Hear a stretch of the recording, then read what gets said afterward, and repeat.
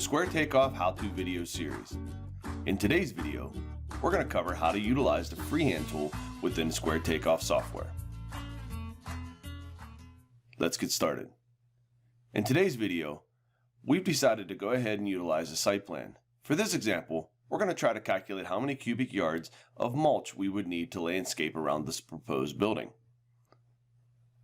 First thing, you want to make sure that you set a correct scale. And you can see that we've done that by utilizing the 136-foot vertical dimension line located here.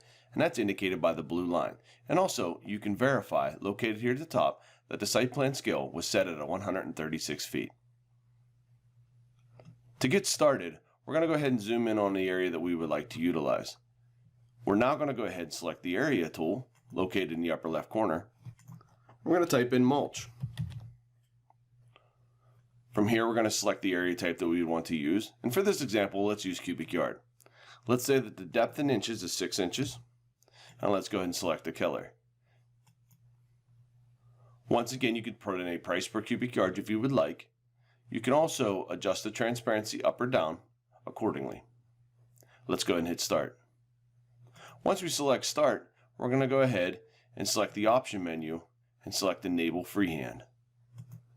By enabling freehand, we can go ahead and start on our first point and simply hold down that click button and then draw around in a freehand motion.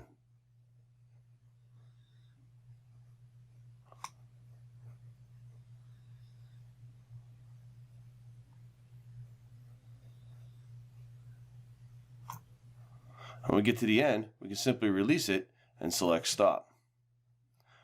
Within this little area that we've drawn, you can see that we have a total of 2.82 cubic yards.